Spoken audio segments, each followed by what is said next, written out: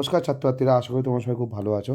তো আজকে এই ভিডিওতে আমরা ক্লাস 8-এর ভূগোলের তৃতীয় পর্যায়ক্রমিক পরীক্ষার জন্য জলবায়ু অঞ্চলের অতি গুরুত্বপূর্ণ বড় প্রশ্নগুলো আলোচনা করব, যেগুলো তোমাকে একবার দেখা উচিত। এই প্রশ্নগুলোর মধ্যে তোমাদের পরীক্ষায় প্রশ্ন আসতে পারে। আর তার সঙ্গে তোমরা ক্লাস 6 থেকে ক্লাস 10 পর্যন্ত ইতিহাস, ভূগোল, বিজ্ঞানের নোটস পেতে আমাদের হোয়াটসঅ্যাপ চ্যানেলে যোগাযোগ করতে পারো। সেখানে আমরা গাইড করে দেবো কী করে তোমার নোটসগুলো পাবে। তো চলো কী কী প্রশ্ন নিয়েছি এই অধ্যায় থেকে একটু জেনে নেওয়া যাক।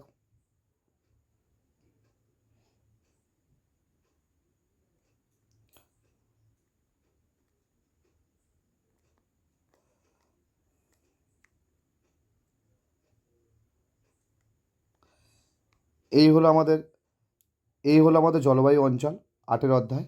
তো এই অধ্যায় থেকে আমরা এগুলো শর্ট কোশ্চেন, তুমি যেগুলো দেখছো এগুলো শর্ট কোশ্চেন। এবার এখান থেকে আমরা বড় প্রশ্নগুলো আলোচনা করবো, শর্ট কোশ্চেনগুলো অন্য কোনো ভিডিওতে আলোচনা করবো। আর তোমরা যখন পিডিএফ পারচেস করো তখন এই পিডিএফই পাবে, যেমন দেখতে পাচ্ছ পিডিএফ উত্তর সহ পিডিএফ। তো ব্যাখ্যামূলক প্রশ্ন উত্তর। তো চলো কী কী প্রশ্ন নিয়েছি একটু প্রশ্নগুলো পড়ে নাও ভালো করে। ভূমির উচ্চতা বাড়ার সাথে সাথে স্বাভাবিক উদ্ভিদ কীভাবে পরিবর্তন ঘটে, একদম এখানে লেখা আছে, একটু অন্য লেভেলের প্রশ্ন। পরের প্রশ্ন, ক্রান্তীয় মৌসুমী জলবায়ু অবস্থান ও তার প্রধান বৈশিষ্ট্যগুলো আলোচনা করো। খুব ভালো প্রশ্ন, স্টার মার্কসও দেওয়া আছে, দেখতে পাচ্ছ পাশে যে যে প্রশ্নগুলো ইম্পর্টেন্ট সেগুলো দেখো পাশে স্টার মার্কস দেওয়া আছে। তো খুব ভালো করে এগুলো দেখে যাও। পরের প্রশ্ন, টিউপিক কী, ছোটো প্রশ্ন 2 নম্বরের। ওকে, পরের প্রশ্ন যাওয়া যাক। ইগলু কি, চাঁদোয়া কাকে বলে, পরিবর্তনশীল অঞ্চল বা ট্রানজিশনাল অঞ্চল কাকে বলে, নিরক্ষীয় জলবায়ু অঞ্চলের প্রধান প্রধান জলবায়ুগত বৈশিষ্ট্য সংক্ষেপে আলোচনা করো। নিরক্ষীয় চিরসবুজ অরণ্যের বৈশিষ্ট্য লেখো। আমাজন অববাহিকায় অরণ্য বিনাশের প্রধান কারণগুলি আলোচনা করো। পরের প্রশ্ন, নিরক্ষীয় অঞ্চলে বর্তমান অর্থনৈতিক ও সাম্প্রতিক সমস্যা আলোচনা করো। পরের প্রশ্ন, মৌসুমী জলবায়ু অঞ্চলে শীতকালে আবহাওয়ার বৈশিষ্ট্য কেমন হয় সেটা আলোচনা করো। মৌসুমী জলবায়ু অঞ্চলের আর্থসামাজিক পরিবেশের সংক্ষিপ্ত পরিচয় দাও। ভালো প্রশ্ন। ভূমধ্যসাগরীয় অঞ্চলে গ্রীষ্মকাল শুষ্ক থাকে কেন, ভালো প্রশ্ন। ভূমধ্যসাগরীয় অঞ্চলে জলবায়ুর অবস্থান অঞ্চলের অবস্থান ও জলবায়ুগত বৈশিষ্ট্য আলোচনা করো। খুব খুব ভালো প্রশ্ন, 3টে স্টারওয়ালা আছে, খুব ভালো করে পড়ো এটা।